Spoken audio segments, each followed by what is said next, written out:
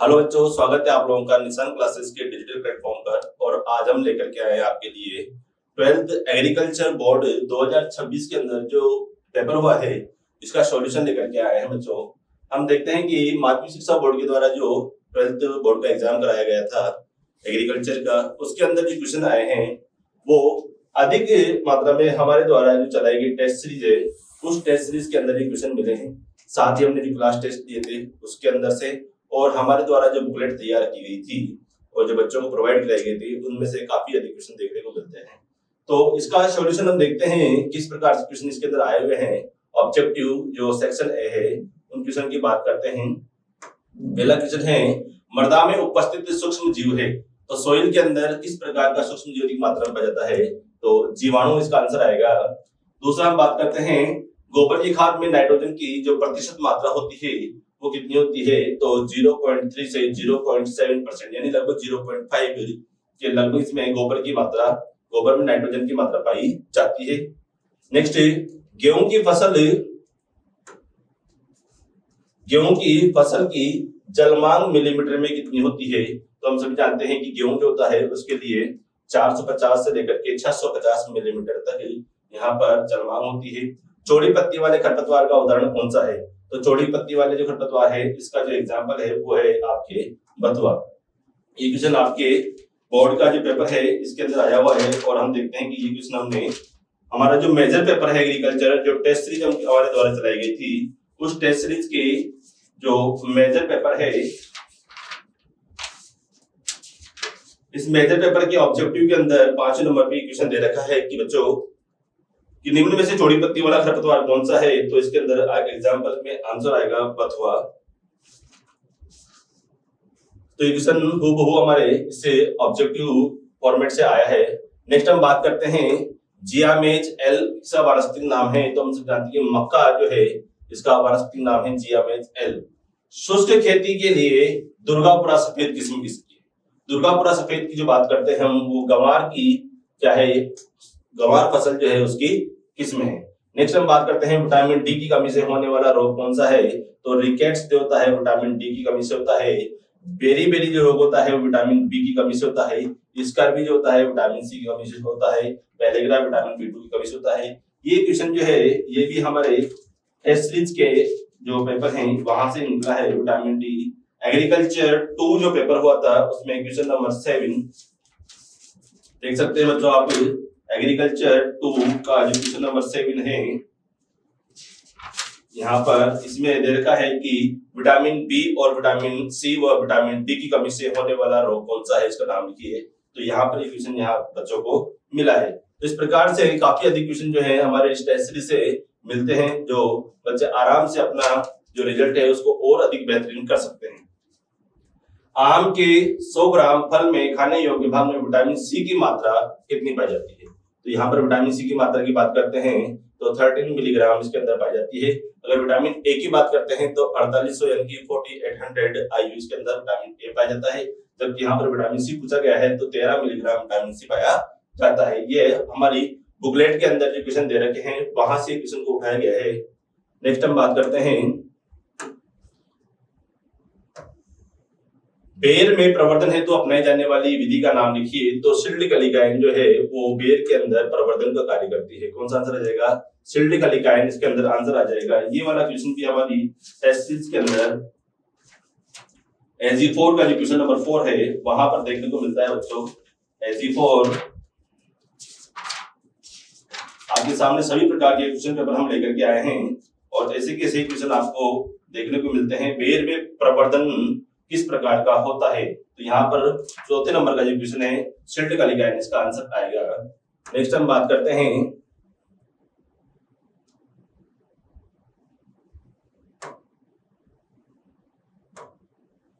बड़े आकार के फल वृक्ष लगाने हैं तो गड्ढों का आकार कितना रखा जाता है, तो बड़े आकार के जो फल वृक्ष होते हैं उन्हें लगाने के लिए 1 इंटू 1 मीटर आकार के हमने यहाँ पर देखा है कि आम और कटहल जो कि बड़े आकार के फल वृक्ष हैं उन्हें लगाने के लिए गड्ढों का आकार कितना होना चाहिए, तो इसका आंसर यहाँ पर आपको मिलेगा 1 इंटू 1 मिलीमीटर 1 मीटर आकार का गड्ढा।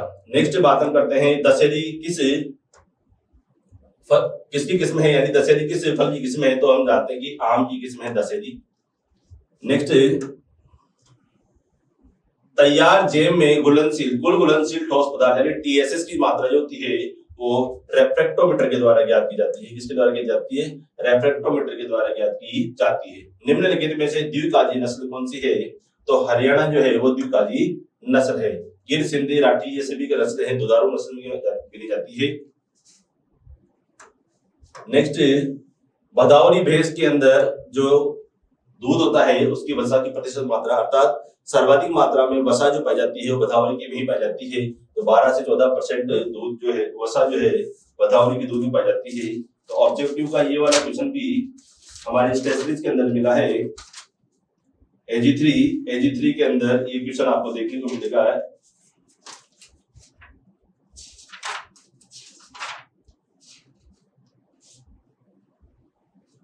AG3 ऑब्जेक्टिव नंबर 4, निम्न में से भैंस की भदावरी नस्ल में दूध की प्रतिशत मात्रा कितनी पाई जाती है? तो 12 से 14%। नेक्स्ट, बैसिलस एंथ्रेसिस जीवाणु के द्वारा फैलने वाला रोग कौन सा है? तो हम सभी जानते हैं कि एंथ्रेक्स रोग होता है वो बैसिलस एंथ्रेसिस नाम के जीवाणु के द्वारा फैलता है। और बच्चों ये वाला क्वेश्चन जो है वो मिलेगा आपको मेजर पेपर के क्वेश्चन नंबर 8 के अंदर। मेजर पेपर जो है आपका, ये जो टेस्ट सीरीज का जो मेजर पेपर है जो हमने सबसे लास्ट में दिया था, इसके अंदर क्वेश्चन नंबर 8 है कि एंथ्रेक्स जो बीमारी है वो किस प्रकार की जीवाणु के द्वारा फैलती है? तो बैसिलस एंथ्रेसिस के द्वारा। वह रोग जिसके कारण पशु के अयन व थन प्रभावित होते हैं, तो इसके अंदर जो रोग आएगा उसका नाम है थनैला। कौन सा रोग है? थनैला रोग जो होता है इसके अंदर पशु का अयन और थन क्या होता है? प्रभावित होता है। नेक्स्ट क्वेश्चन है, भारत का विश्व दूध उत्पादन में कितना प्रतिशत हिस्सा है? तो 18.5% इसके अंदर भारत का दूध उत्पादन में हिस्सा है। ये क्वेश्चन भी अगर आप देखते हैं तो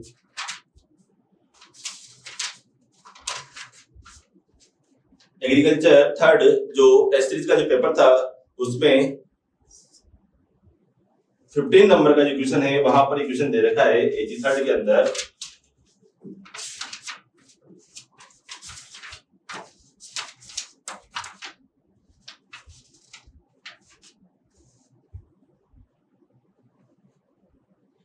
वर्ष 2013 में वैश्विक दूध उत्पादन में भारत का कितना प्रतिशत हिस्सा है? तो 18% यानी कि 18.5% हिस्सा भारत के अंदर है।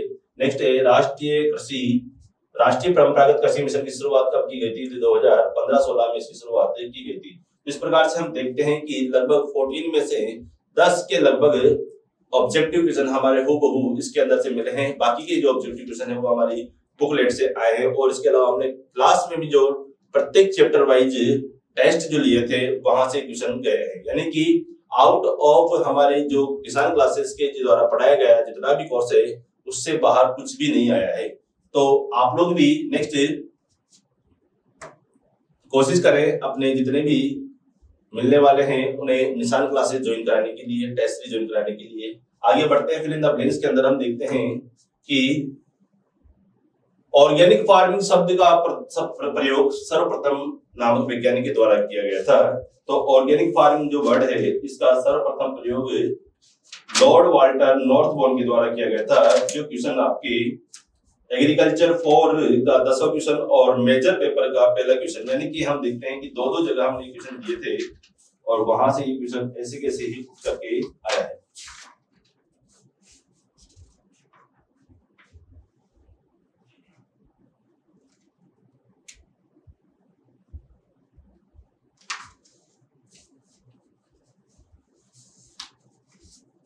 ऑर्गेनिक फार्मिंग शब्द का प्रयोग सर्वप्रथम किस वैज्ञानिक ने किया था? हमने यहाँ पर फिल इन द ब्लैंक्स के अंदर पहला ही क्वेश्चन दिया है और यहाँ बोर्ड के पेपर के अंदर ये पहला ही जो फिल इन द ब्लैंक्स है यहाँ पर बन करके ये क्वेश्चन आया है।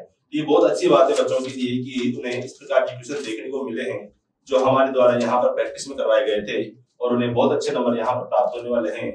बीजों को बोने से पहले भूमि पर की जाने वाली जितनी भी जो क्रियाएं होती है उन क्रियाओं को क्या कहा जाता है? तो उन्हें प्राथमिक भू परीक्षण कहते हैं। क्या कहा जाता है? प्राथमिक भू परीक्षण कहा जाता है। और ये वाला जो क्वेश्चन है ये भी हमारे इस टेस्ट सीरीज के पेपर के अंदर मिले हैं। एग्रीकल्चर फर्स्ट जो पेपर हमने किया था उसके अंदर क्वेश्चन नंबर 6 जो है उसके अंदर इसका एक आंसर है क्वेश्चन नंबर 6, प्राथमिक भू परिष्करण बिल्कुल किसे कहा जाता है, ये हमने यहाँ पर परिभाषा पूछी एक प्रकार से, तो यहाँ से क्वेश्चन आया है। नेक्स्ट क्वेश्चन है जीरे में 2.5 से लेकर के 3.5% वाष्पशील तेल पाया जाता है। वर्षा का नहीं होना या बहुत कम होना क्या कहलाता है, अनावृष्टि कहलाता है। क्या कहलाता है, अनावृष्टि कहलाता है। आम जो है, आम किस कुल का पौधा है, तो आम जो है वो एनाकार्डियेसी कुल का क्या है, पौधा है। सोडियम बेंजोएट रसायन का जो उपयोग है फल परिरक्षण में पदार्थ के रूप में किया जाता है, तो ये एक प्रकार का क्या है, परिरक्षक पदार्थ है। क्या है, परिरक्षक पदार्थ के रूप में इसका प्रयोग किया जाता है। ये क्वेश्चन भी आपके हमारे इस ऑब्जेक्टिव जो टेस्ट सीरीज है इसके अंदर देखने को मिलेगा आपको। सोडियम बेंजोएट रसायन का प्रयोग मेजर पेपर के क्वेश्चन नंबर 12 के अंदर यहाँ पर हमने इसको दे रखा है।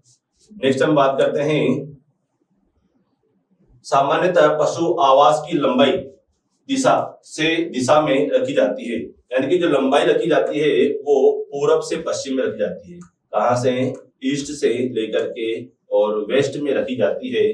पूरब से पश्चिम के अंदर इसकी लंबाई रखते हैं और उत्तर से दक्षिण में इसकी चौड़ाई रखी जाती है। तो ये वाला ब्लैंक्स भी आपके एग्रीकल्चर 2 का जो पेपर हुआ था उसके अंदर क्वेश्चन नंबर 2 हमने यहाँ पर डाला है इस क्वेश्चन को।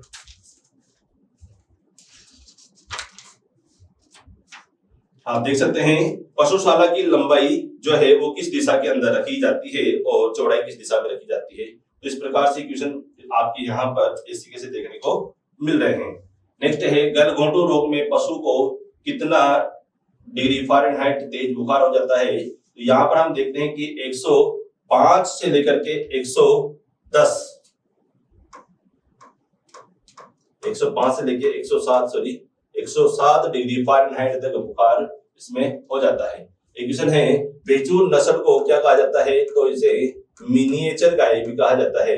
मिनिएचर गाय भी कहा जाता है। यदि छोटी जो कदकाठी की गाय होती है उसे बेचूर के नाम से भी जाना जाता है, जो केरल के अंदर पाई जाती है।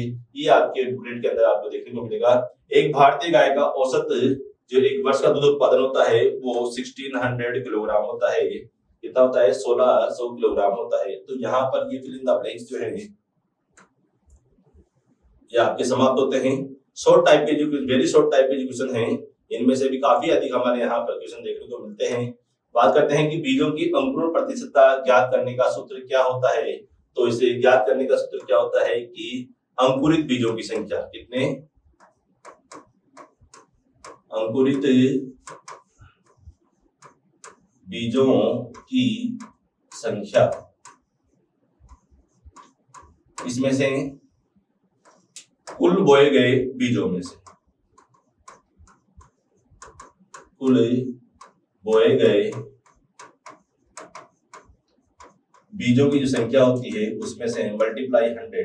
तो इस प्रकार से अंकुरित बीजों की संख्या जो है वो निकल करके हमारे सामने अंकुरण प्रतिशतता जो है वो निकल करके आ जाएगी। तो ये एक सिंपल सा फॉर्मूला है जो पूछा गया है।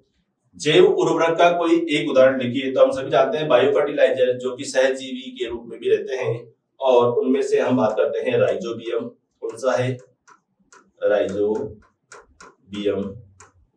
एक आंसर पूछा है इसने, राइजोबियम लिख सकते हैं, एजिटोबैक्टर लिख सकते हैं, एजिस्पाइरम लिख सकते हैं, एजोला है, ब्लिवलिन, एल्गीज है। यदि बहुत सारी चीज है जैव उर्वरक के रूप में याद करते हैं। मिश्रित फसल का कोई एक उदाहरण लिखिए। यानी एक ही ऋतु के अंदर जब हम फसल बोते हैं तो उसे मिश्रित फसल कहते हैं। हम यहाँ पर मक्का और उड़द भी ले सकते हैं या फिर हम गेहूं और प्लस सरसों भी ले सकते हैं। तो इस प्रकार से ये क्या है, मिश्रित फसलों का एग्जाम्पल है। फसल चक्र का कोई एक सिद्धांत लिखिए। यानी कि फसल चक्र का कोई एक सिद्धांत लिखिए। तो हम जानते हैं कि फसल चक्र जो होता है वो बदलती हुई फसलों को बोना चाहिए, यानी कि एक निश्चित स्थान पर। इसमें अगर सिद्धांत की बात करते हैं तो गहरी जड़ वाली फसलों के बाद में उतली या कम गहरी जड़ वाली फसलों को बोना चाहिए। अधिक खाद चाहने वाली फसलों के बाद में कम खाद चाहने वाली फसलों को बोना चाहिए। अधिक पानी चाहने वाली फसलों के बाद में कम पानी चाहने वाली फसलों को बोना चाहिए। तो इस प्रकार के इसके अंदर सिद्धांत आपको लिखने। धनिया का वानस्पतिक नाम लिखिए, तो कोरिएंडर से ही इसका नाम निकलता है कि कोरिएंड्रम सेटाइवम इसका नाम है। क्या है?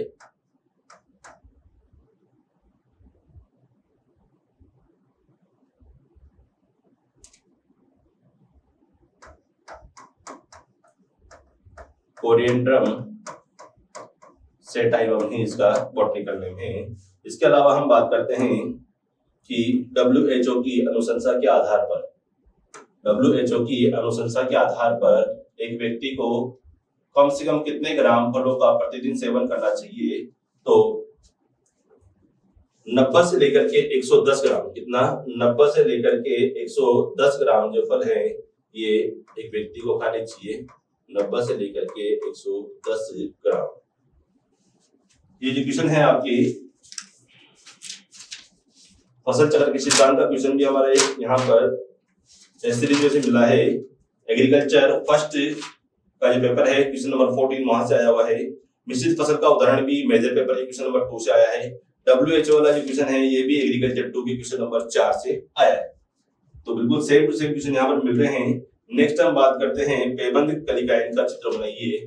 पेयबंद कलिकायन का चित्र बनाइए। तो इसके अंदर पेच बटिंग का जो है वो डायग्राम बनाना था इस प्रकार से, और यहाँ से कलिका निकालने के बाद में इसे दूसरी जगह पर डाल करके और इसको बांध दिया जाता है। तो ये पेच कलिकायन का फॉर्म चित्र था। पपीते का जो है उद्गम स्थल लिखिए। तो पपीते का उद्गम स्थल है जो वो अमेरिका है, यानी अमेरिका के अंदर भी जो मैक्सिको है वहां से इसको उष्णकटिबंधीय अमेरिका यानी कि मैक्सिको, उष्ण कटिबंधीय जो अमेरिका है, और इस अमेरिका के अंदर भी जो सिटी है, कौन सी सिटी है? मैक्सिको जो सिटी है, यहां से इसका उद्गम स्थल माना गया है। इस प्रकार से हम पपीते का उद्गम स्थल लिख सकते हैं। अवलेह यानी जेली तैयार करने के लिए किन्हीं 2 उपयुक्त फलों के नाम लिखिए। तो हम जानते हैं सबसे बेस्ट जेली जो होती है वो अमरूद की बनाई जाती है, और उसके अलावा अधिकतर जो खट्टे फल होते हैं सबसे जेली बनाई जा सकती है। तो हम इसमें आम है, करौंदा है, आम है, करौंदा है, इन सभी फलों से भी जेली बना सकते हैं। नेक्स्ट है राष्ट्रीय डेयरी विकास बोर्ड का मुख्यालय कहाँ पर है? तो ये क्वेश्चन आपके बुकलेट से आया हुआ है बच्चों, कि हमने जो क्वेश्चन पूछा था यहाँ पर कि राष्ट्रीय डेयरी जो मुख्यालय है उसकी स्थापना किस वर्ष की गई थी तथा उसका मुख्यालय किस स्थान पर है। तो ये क्वेश्चन हमने एक साथ मिलाकर के दिया था यहाँ पर एग्रीकल्चर 3 क्वेश्चन नंबर 13 के अंदर ये क्वेश्चन पूछा हुआ है।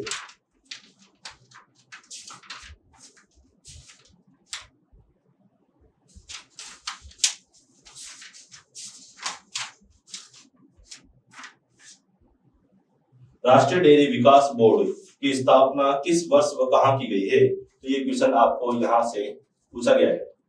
तो आनंद गुजरात जो है इसका आंसर आएगा। क्या आएगा?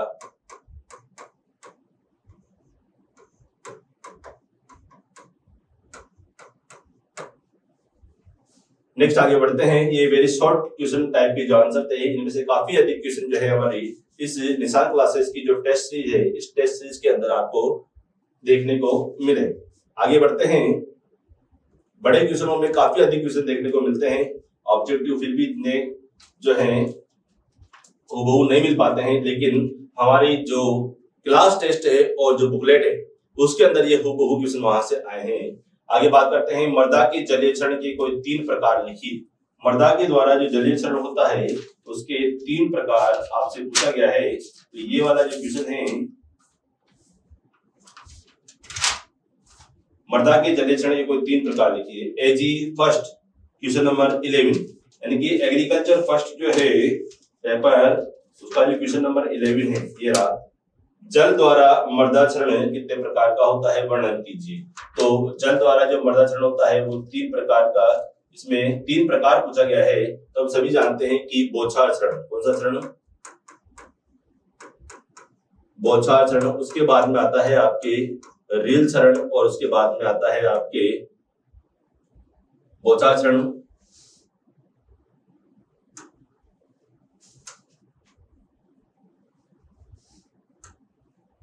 परत चरण, और परत के बाद में रील चरण, और रील के बाद में आता है आपके अवनालिका। तो इस प्रकार से 4 प्रकार के इरोजन होते हैं।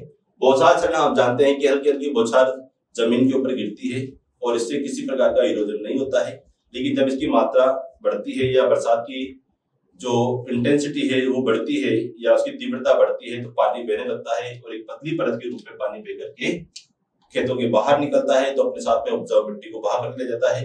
तो दूसरे प्रकार का और हानिकारक, सर्वाधिक हानिकारक जो इरोजन होता है वो परत चरण होता है। इसके बाद में जब ढाल अधिक होता है तो छोटी छोटी नालियां बनाता हुआ पानी आगे की ओर बहता है, तो उसको रील इरोजन कहा जाता है।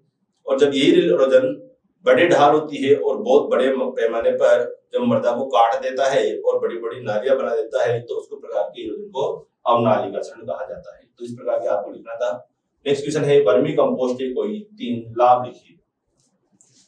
वर्मी कंपोस्ट हम सभी जानते हैं कि गोबर की खाद जो होती है उससे अधिक मात्रा में इसके अंदर पोषक तत्व पाए जाते हैं। वर्मी कंपोस्ट के माध्यम से मृदा की जल धारण क्षमता बढ़ती है। वर्मी कंपोस्ट के अंदर जो केंचुए होते हैं वो केंचुए ऑक्सीजन हार्मोन का स्राव करते हैं, जिससे पौधों की वृद्धि लगातार अधिक मात्रा में बढ़ती है। इसके अलावा हम बात करते हैं कि जो वर्मी कंपोस्ट होता है उससे पादपों की वृद्धि और विकास अधिक मात्रा में होता है। खरपतवार और जो दीमक होती है उसका प्रकोप भी इसके अंदर कम देखने को मिलता है। तो बहुत सारे लाभ होते हैं अन्य खादों की तुलना में। कंपोस्ट खाद, वर्मी कंपोस्ट जो केंचुई खाद होती है इससे बहुत ज्यादा लाभदायक होती है। वर्मी कंपोस्ट के कोई 3 लाभ लिखिए। ये हमारे मेजर पेपर जो आया है उसका क्वेश्चन नंबर 5, मेजर पेपर के क्वेश्चन नंबर 5 में आपको देखने को मिलता है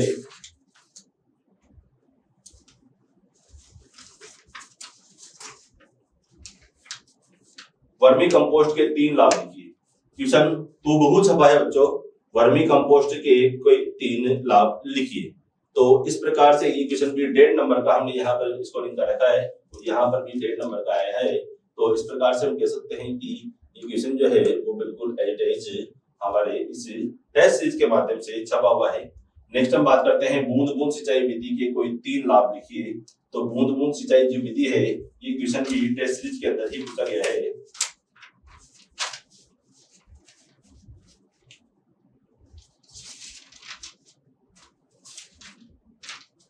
बूंद बूंद सिंचाई विधि के लाभ लिखिए। तो एग्रीकल्चर जो फर्स्ट पेपर हुआ था उसमें क्वेश्चन नंबर 12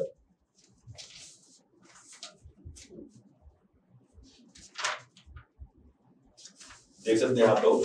सिंचाई की बूंद बूंद सिंचाई विधि को समझाते हुए इसके लाभ और इसकी हानियां लिखिए। तो यहाँ पर लाभ पूछा गया है बच्चों, 3 लाभ लिखते हैं कि यानी बूंद बूंद सिंचाई विधि जो होती है इसके अंदर एक तो होती है क्या, जल की बचत होती है। क्या होती है? जल की बचत होती है। इसके अलावा मृदा की जो जल धारण क्षमता है वो बढ़ती है।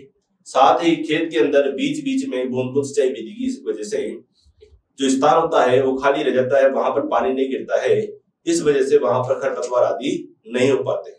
इसके अलावा जितने भी लवण होते हैं उनका लगातार विचारण इसमें होता रहता है और पानी जो है वो सीधे ही जड़ क्षेत्र को मिलता है और उससे पादप जो है लगातार वृद्धि करता है।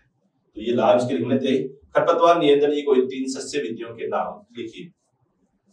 खरपतवार नियंत्रण जो होता है इसकी विधियों के बारे में, इसकी जो नियंत्रण है इसके बारे में जो हम वर्णन करते हैं, देखते हैं कि खरपतवार नियंत्रण जो है इसकी 3 सस्य विधियां, इसके अंदर से आपके फसल चक्र, इसके अलावा खरपतवारों को काटना, कटाई करना, चराई करना, और इसके अलावा हम देखते हैं कि जो फसल चक्र है उसको अपनाना और जो फसल होती है उसको बोने की और पौधों की संख्या होती है उसमें परिवर्तन करना। इस प्रकार से हम इसको नियंत्रण कर सकते हैं। ग्राफ्टिंग को परिभाषित कीजिए और वीनियर ग्राफ्टिंग का चित्र बनाइए। ये क्वेश्चन आपको देखने को मिलेगा। क्वेश्चन आया है एक चीज आपकी ग्राफ्टिंग की परिभाषा लिखिए। तो एग्रीकल्चर जो 2 जो पेपर हुआ था उसके अंदर यहाँ से क्वेश्चन आया है। ग्राफ्टिंग यानी कि इसके अंदर हम कह सकते हैं कि एक जो मदर प्लांट होता है, मातृ वृक्ष जो होता है नीचे की ओर जिसको लगाया जाता है, इसको रूट स्टॉक कहा जाता है, मूल ग्रंथ कहा जाता है इसको। और इस रूट स्टॉक के ऊपर एक उच्च क्वालिटी का साइन या सांकुर शाखा जो है, इस सांकुर शाखा को इसके ऊपर लगा दिया जाता है और दोनों को बांध दिया जाता है, अटैच कर दिया जाता है। इस प्रकार से बांध करके तैयार किए गए पौधे को करने की जो विधि होती है उसको हम ग्राफ्टिंग कहते हैं। विनी ग्राफ्टिंग जो है वो आम के अंदर अपनाई जाने वाली विधि होती है। एक तिरछा और आधा कट लगा करके इसके अंदर सांकुर शाखा को डाल करके और उसको बांध दिया जाता है।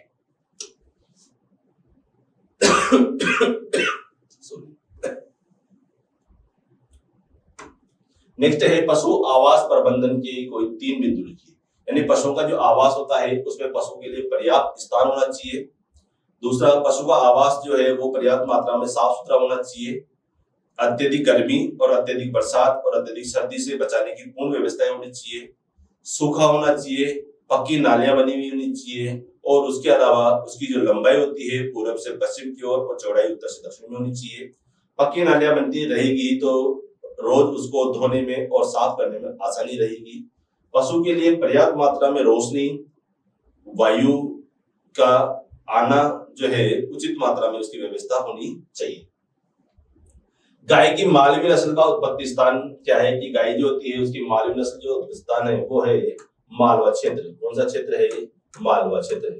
और मालवा जो पड़ता है वो एमपी के नजदीक, जिसमें आप कह सकते हैं कि रतलाम, उज्जैन,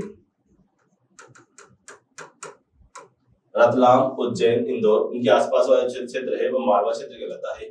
और बात करते हैं इसकी जो विशेषता है तो ये धूसर या हल्के सफेद रंग की गाय होती है। सींग जो होते हैं इसके मोटे होते हैं और छोटे होते हैं। कान जो होते हैं इसके वो चौकन्ने होते हैं। कान जो होते हैं वो चौकन्ने इसके पाए जाते हैं।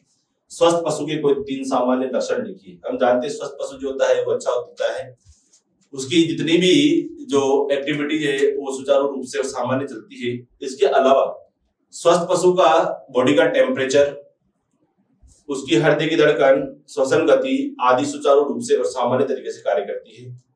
स्वस्थ पशु जुगाली सही तरह से करता है। स्वस्थ पशु झुंड में रहना पसंद करता है आदि इसके लक्षण है। किसी प्रकार का उसके अंदर स्त्राव नहीं होता है, ब्लड आदि नहीं निकलता है स्वस्थ पशु में। खाना बढ़िया खाता है, यानी कि आहार चारा जो है वो अच्छी तरह से चलता है और जुगाली अच्छी तरह से करता है। स्वस्थ पशु का लक्षण है। टिक फीवर रोग की रोकथाम और उसके उपचार की कोई 3 उपाय लिखिए। टिक फीवर जिसे एक प्रकार का जो परजीवी होता है बाओफ्लस माइक्रोप्लस, बाओफ्लस माइक्रोप्लस के द्वारा, ये एक परजीवी है, इसके द्वारा एक कीट के द्वारा रोग फैलता है। इसमें बुखार आता है और देखते हैं कि इसकी रोकथाम और उपचार कैसे करते हैं।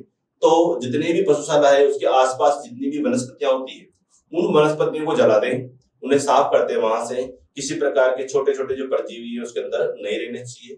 साथ ही जो पशुशाला होती है उसके अंदर नियमित रूप से कीटनाशक जो पशुओं को नुकसान नहीं पहुंचाए ऐसे कीटनाशकों का स्प्रे करना चाहिए। इसके अलावा जो ब्यूटाक्स होता है, ब्यूटाक्स का छिड़काव भी पशुशाला के अंदर करना चाहिए। पशुओं में एफएमडी यानी कि फुट एंड माउथ डिजीज जो रोग है, इसे लगाने की आयु की बात करते हैं तो 6 माह की आयु में इसको लगाया जाता है। मात्रा की बात करते हैं तो 2 ml इसको लगाया जाता है। स्थान की बात करते हैं तो त्वचा के अंदर इसको लगाया जाता है। और बात करते हैं तो वर्ष में 2 बार इसको लगाते हैं। तो इसका आंसर हो जाएगा कितना? 6 माह की आयु में 2 ml मात्रा त्वचा के अंदर और वर्ष में 2 बार लगाई जाती है एफएमडी का वैक्सीन। सेक्शन सी की बात करते हैं, बड़े क्वेश्चन की बात करते हैं। तो बड़े क्वेश्चन जो हैं आपके एज इट इज हमारे एसएससी के अंदर से मिले हैं।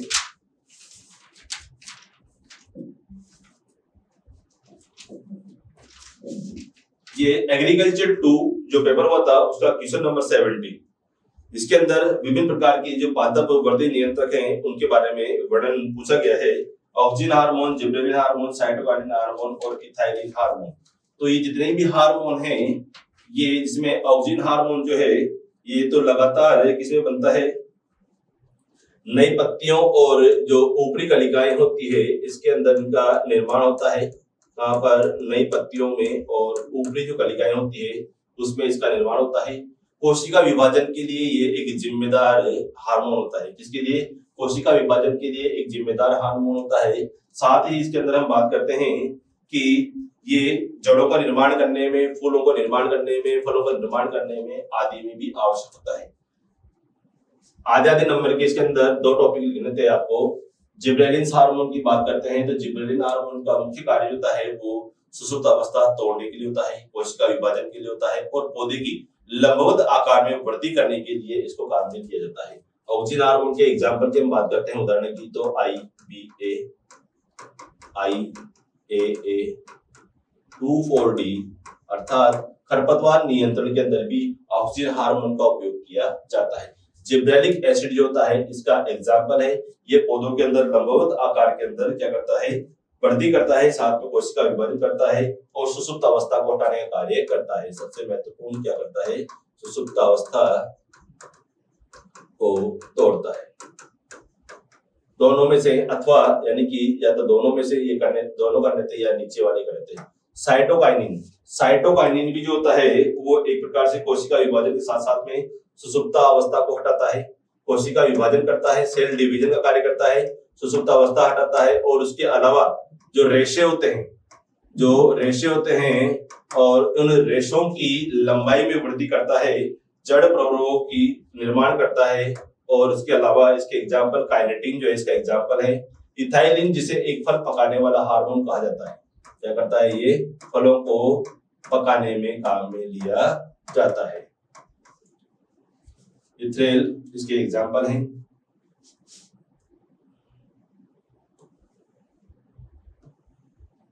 फल पाक यानी कि जैम तैयार करने की विधि का विस्तार पूर्वक वर्णन कीजिए। तो जैम के लिए हम देखते हैं यहाँ पर मेजर पेपर क्वेश्चन नंबर 14।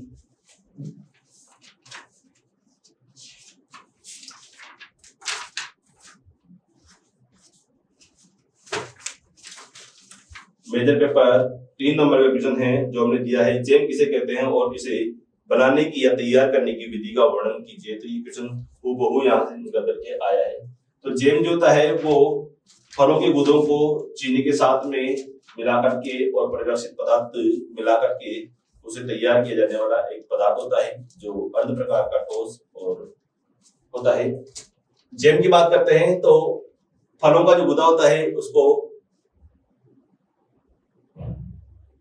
उबाल करके और उसके अंदर चीनी मिला करके इसको तैयार किया जाता है। एप्पल, विभिन्न प्रकार के जितने भी मीठे फल होते हैं उसके द्वारा जैम तैयार किया जाता है। इसके लिए फलों का चुनाव करते हैं। फलों का चुनाव करने के बाद में उन्हें छिलते हैं। छिलने के बाद में उनकी बीज या गुठली आदि को निकाल लेते हैं और फिर उन फलों के गुदों को उबाला जाता है। उसके अंदर जो होता है वो चीनी मिलाई जाती है। अगर खट्टे फल है तो चीनी की मात्रा ज्यादा रखी जाती है और अगर मीठे फल है तो चीनी की मात्रा कम रखी जाती है और बाद में रेफ्रेक्टोमीटर के द्वारा इसका TSS ज्ञात करके और जब तक इसका TSS 68 आ जाता है तब इसको 105 डिग्री सेल्सियस टेम्परेचर और 68 डिग्री इसका जो TSS होता है उस पर ये तैयार हो जाता है। बाद में इन्हें डिब्बों में पैक करके रख दिया जाता है। टमाटर सॉस तैयार करने की विधि। टमाटर सॉस के लिए जो पके हुए टमाटर होते हैं, लाल टमाटर, उन्हें उबालते हैं धो करके और उबालने के बाद में उनके छिलकों को अलग कर दिया जाता है। टमाटर का जो रस होता है उसके अंदर विभिन्न प्रकार के जो मसाले जो टमाटर सॉस में डाले जाते हैं उन सभी मसालों को गाढ़ा या मोटा जो होता है पीस करके या कूट करके एक पोटली में बंद कर लेते हैं। उस पोटली को हम टमाटर सॉस के अंदर डालते हैं जिससे उसका अर्क जो होता है वो उसमें मिल जाता है। एक इसके में याद रखने बात ये कि जो लौंग होती है उस लौंग का जो ऊपर का जो हिस्सा होता है उसको इसके अंदर ऐड नहीं करते, यानी लौंग का ऊपर का हिस्सा होता है उसको हटा दिया जाता है, वरना जो टमाटो सॉस जो होता है वो काला पड़ने की संभावना रहती है। 105 डिग्री सेल्सियस टेम्परेचर और 60 और इसका जो 15 जो TSS होता है वहां पर इसको तैयार कर लिया जाता है। इन्हें भी बोतलों में पैक कर देते हैं। भेड़ की चोकला नस्ल का उत्पत्ति स्थान, वितरण और विशेषताओं का वर्णन कीजिए। उपयोगिता, हम बात करते हैं चोकला नस्ल, देखते हैं अपन।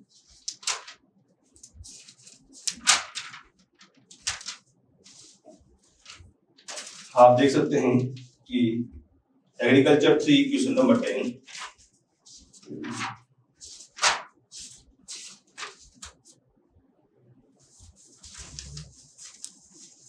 निशान क्लासेस टेस्ट सीरीज के माध्यम से जो क्वेश्चन आपको देखने को मिलेंगे वो हूबहू क्वेश्चन यहाँ पर देखने को मिलता है। भेड़ की चोकला नस्ल का उत्पत्ति स्थान, वितरण और विशेषताओं की उपयोगिता लिखिए। तो एज इट इज क्वेश्चन जो है आपके यहाँ पर बोर्ड में देखने को मिलता है। और अगर हम बात करते हैं कि भेड़ की जो चोकला नस्ल है, इस चोकला नस्ल का उत्पत्ति स्थान के बारे में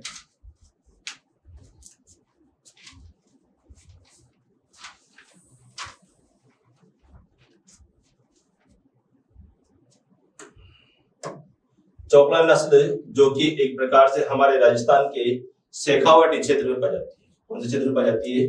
शेखावाटी क्षेत्र में पाई जाती है, जिसके अंदर नागौर है, नागौर के अलावा चूरू है, चूरू, झुंझुनू, सीकर आदि क्षेत्रों में पाई जाती है। और आदि क्षेत्रों में पाए जाने के कारण इस नस्ल को शेखावाटी या छापर के नाम से भी जानते हैं।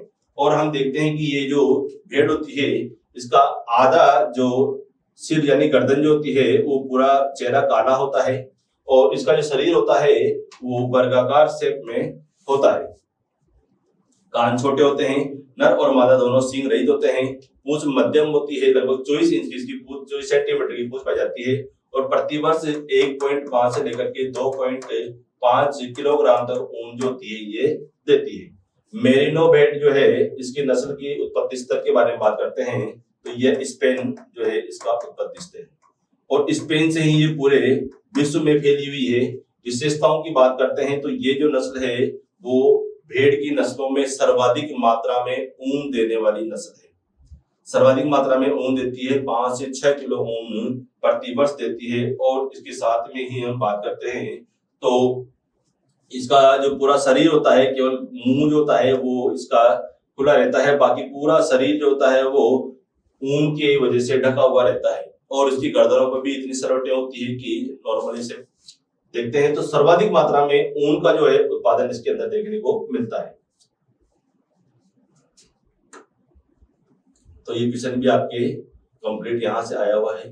नेक्स्ट हम बात करते हैं सेक्शन डी, निबंधात्मक क्वेश्चन, जिसमें हम देखते हैं मूंगफली की वैज्ञानिक खेती का वर्णन निम्न बिंदु के आधार पर कीजिए। 4 यहाँ पर टॉपिक दे रखे हैं, 4 नंबर के टॉपिक हैं, और यहाँ पर बच्चों को स्कोरिंग जो करना होता है 4 नंबर का। तो हम देखते हैं कि क्वेश्चन जो है वो भी हमारे टेस्ट सीरीज के माध्यम से मिला है बच्चों को। मूंगफली agriculture for question number 16।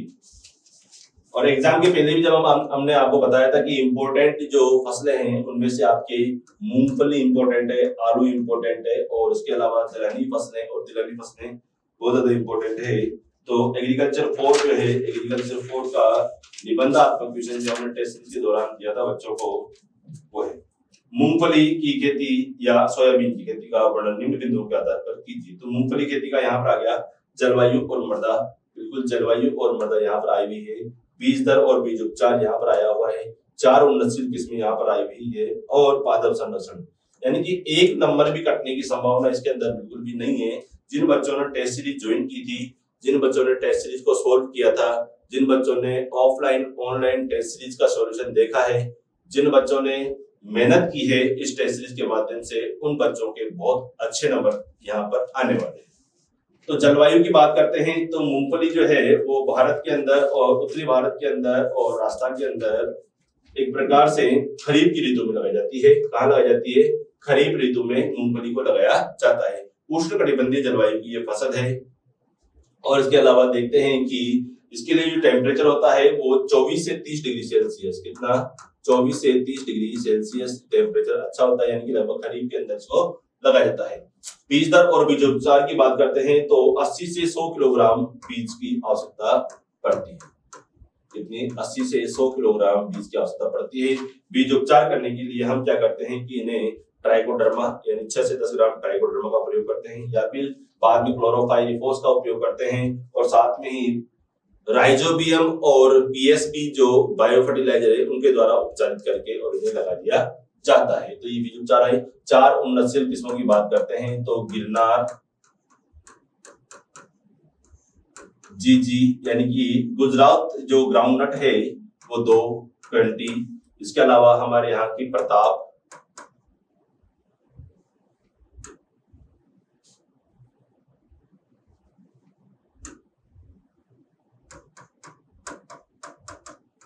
Pratap जो है इसकी वैरायटी है, और उसके अलावा दुर्गा,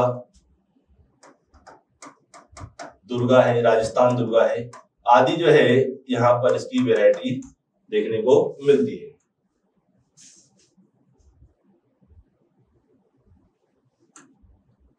दुर्गा है और राजस्थान दुर्गा, ये मूंगफली की वैरायटी है। पादप संरक्षण की बात करते हैं तो मूंगफली जो होती है वो जड़ जमीन के अंदर होती है, और जमीन के अंदर बहुत सारे कीट, जैसे कि इसके अंदर हम देखते हैं कि दीमक, इसके अलावा माइट, इसके अलावा लाल बड़ोली, इसके अलावा आपके सफेद लट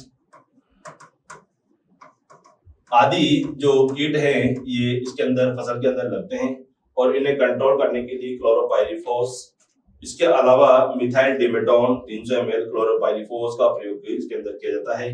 फास्फोमिडोन भी इसके अंदर हम डालते हैं 600 ml। आदि चीजों को 250 लीटर पानी के अंदर घोल करके 250 लीटर पानी के अंदर घोल करके हम इसका छिड़काव करते रहते हैं।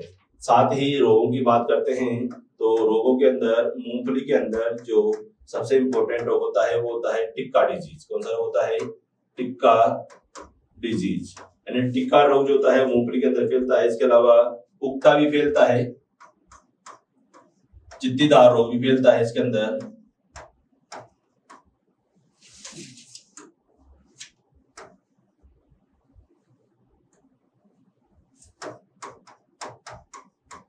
चित्तीदार रोग भी इसके अंदर फैलता है। तो विभिन्न प्रकार के जड़गलन रोग है, अंगमारी रोग है, इन सभी को कंट्रोल करने के लिए ट्राइकोडर्मा का प्रयोग करते हैं, जिंक सल्फेट का प्रयोग करते हैं, गंधक का प्रयोग करते हैं, और आदि चीजों से प्रयोग करके म्यूरेट ऑफ पोटाश का प्रयोग करते हैं, और इन चीजों से प्रयोग करके हम इन्हें बचा सकते हैं। नेक्स्ट आता है आलू की वैज्ञानिक खेती का वर्णन। जी बिल्कुल बच्चों, आलू जो होता है वो रबी की फसल होती है, इसे शीत ऋतु में लगाया जाता है। हम उत्तर भारत के अंदर इसको अधिक मात्रा में पैदा करते हैं, तो ठंडी जलवायु की ये फसल है। अंकुरण की बात करते हैं तो 25 डिग्री सेल्सियस टेम्परेचर पर इसके अंदर क्या होता है? जर्मिनेशन अच्छा होता है। और उसके अलावा बात करते हैं वृद्धि और विकास के लिए, तो 15 से और 25 डिग्री सेल्सियस टेम्परेचर के अंदर इसकी ग्रोथ जो होती है वो अच्छी होती है, इसका डेवलपमेंट अच्छा होता है, वृद्धि और विकास बढ़िया होता है। लेकिन कंद विकास होता है वो, इसका जो कंदों का जो विकास होता है वो 17 से 19 डिग्री सेल्सियस पर आराम से होता है। साथ ही अगर 30 डिग्री सेल्सियस से अधिक टेम्परेचर अगर जाता है तो ये इसके लिए नुकसानदायक है। बीज दर की बात करते हैं तो लगभग 6 से 10 ग्राम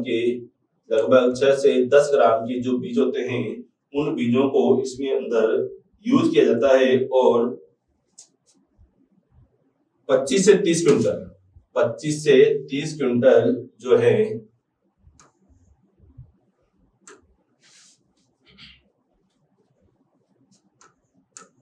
तीस से 40 ग्राम के 25 से 30 क्विंटल प्रति हेक्टेयर बीज की आवश्यकता पड़ती है। बीज को उपचार किस तरह से करते हैं तो एगेलॉल के माध्यम से बीज को उपचार किया जाता है, एरिटॉन के माध्यम से बीज को उपचार करते हैं, बोरिक एसिड के माध्यम से बीज उपचार करते हैं, और साथ में ही सुसुप्तावस्था हटाने के लिए थायो यूरिया का प्रयोग किया जाता है। तो इसके अलावा जिब्रेलिक एसिड का भी प्रयोग करते हैं। उन्नतशील किस्मों की बात करते हैं, 4 उन्नतशील किस्मों में आपके कुफरी, हम सभी जानते हैं कि आलू का जो अनुसंधान संस्थान है वो कुफरी हिमाचल प्रदेश में है, और वहीं से इसकी सर्वाधिक मात्रा में वेराइटियां निकाली गई है। तो कुफरी के अंदर देवा, कुफरी, शीतमान, नवताल, कुफरी, सिंदूरी,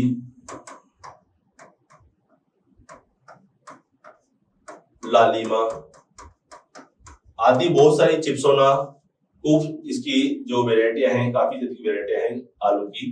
तो इनमें से 4 वेराइटी आपको लिखनी थी बच्चों। बात करते हैं प्लांट प्रोटेक्शन की, यानी कि पादप संरक्षण की। तो आलू जो है, आलू के अंदर जो कीट लगते हैं, उन कीटों के अंदर हम बात करते हैं तो चेपा, मोइला, कुतरा, यानी कि सर्दियों के अंदर लगने वाले जो कीट हैं वो आलू की फसल के अंदर लगते हैं, और इन्हें कंट्रोल करने के लिए क्लोरोपाइरीफॉस या एंडोसल्फान, गोमूत्र आदि का प्रयोग करते हैं। बेशरम की पत्तियां आएगी। इसके अलावा अगेती और पिचेती झुलसा रोग, कौन सा? अर्ली ब्लाइट और लेट ब्लाइट, रूसी यानी कि ब्लैक स्कार्फ रोग है, और मोजेक रोग आलू के अंदर देखने को मिलता है, जिन्हें कंट्रोल करने के लिए एग्लोल या एरिटॉन या मेटासिस्टोस के द्वारा बीज को उपचारित करते हैं। नेक्स्ट, केले की और अनार की वैज्ञानिक खेती का वर्णन।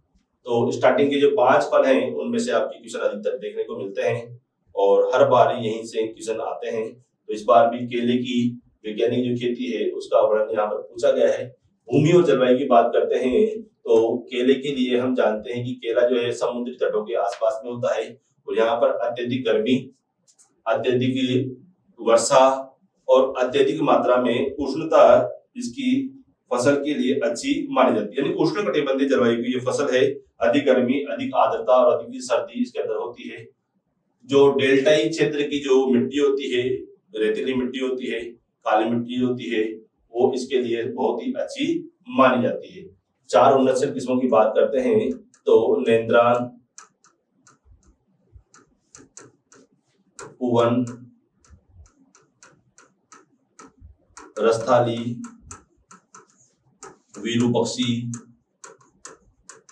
चक्रकेली, रोबस्टा, हरी छाल, कुन्नन आदि बहुत सारी केले की वेराइटियां देखने को मिलती है। G9 वेराइटी केले की जो कि तैयार की गई थी उत्तर संवर्धन के द्वारा।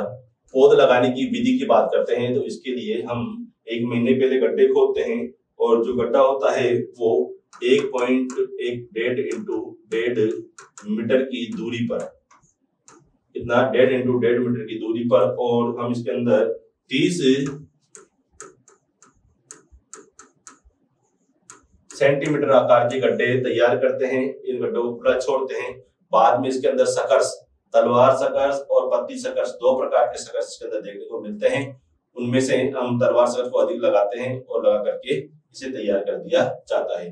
कीट और व्याधियों की बात करते हैं तो जो केला की जो फसल होती है, इस केले की फसल के अंदर जो कीट होते हैं वो बीटल, तनाछेदक, सूत्रकृमि आदि प्रकार के कीट लगते हैं। और कौन से? बीटल है, तना छेदक है, सूत्रकृमि है आदि यहाँ पर कीट देखने को मिलते हैं।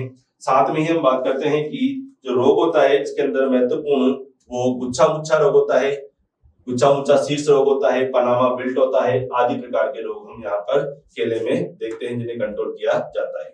नेक्स्ट है अनार की जो वैज्ञानिक खेती है उसका वर्णन। भूमि और जलवायु की बात करते हैं तो उपोष्ण जलवायु का पौधा है। कौन सा?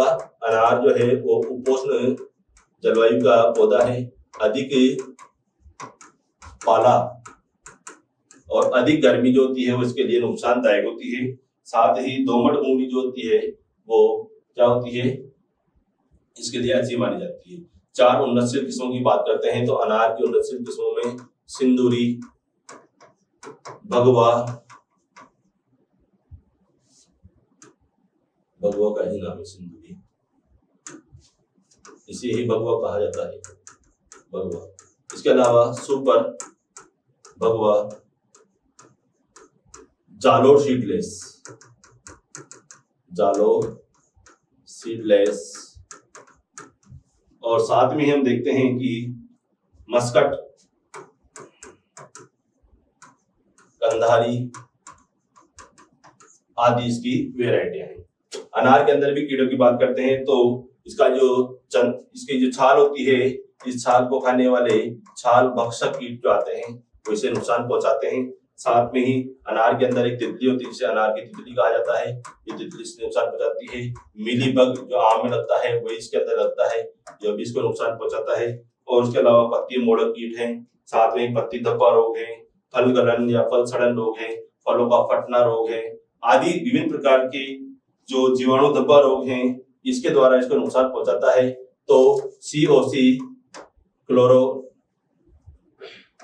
साइटोसिन और इसके अलावा कॉपर ऑक्सीक्लोराइड और इसके अलावा स्ट्रेप्टोसाइक्लिन के माध्यम से हम इसको कंट्रोल कर सकते हैं। तो इस प्रकार से हम देखते हैं कि बच्चों माध्यमिक शिक्षा बोर्ड के अंदर हमारे टेस्ट सीरीज के माध्यम से काफी अधिक बड़े और 3 नंबर की जो क्वेश्चन है पूरे के पूरे ऐसे कैसे देखने को मिले हैं। इसके अलावा फिल इन द ब्लैंक्स, इसके अलावा ऑब्जेक्टिव शॉर्ट आंसर टाइप के क्वेश्चन यहाँ पर देखने को मिलते हैं। तो लगभग निशान क्लासेस की टेस्ट सीरीज के माध्यम से 75% के लगभग क्वेश्चन हमारे इस पेपर्स के माध्यम से आए हैं। और आगे हम बात करते हैं कि जो क्लास टेस्ट के जो पेपर हैं वो तो हमने इसमें इंक्लूड भी नहीं किए हैं। उनमें से कई भी काफी अधिक क्वेश्चन देखने को मिलते हैं हमारे द्वारा जो बुकलेट और साथ में ही जो लास्ट में जो तैयारी करवाई जाती है उसके अंदर महत्वपूर्ण जो क्वेश्चनों को बताया जाता है उन महत्वपूर्ण क्वेश्चनों से बाहर यहाँ पर कोई क्वेश्चन नहीं किए हैं। तो हम बात करते हैं कि आप लोग भी आगे जितने भी आपके भाई बहन हैं उन्हें जो छोटी क्लास में पढ़ते हैं उन्हें बताइए कि निशान क्लासेस को ज्वाइन करें और अपने इस जो बोर्ड है इस बोर्ड के परिणाम को बेहतर बनाएं। Thank you.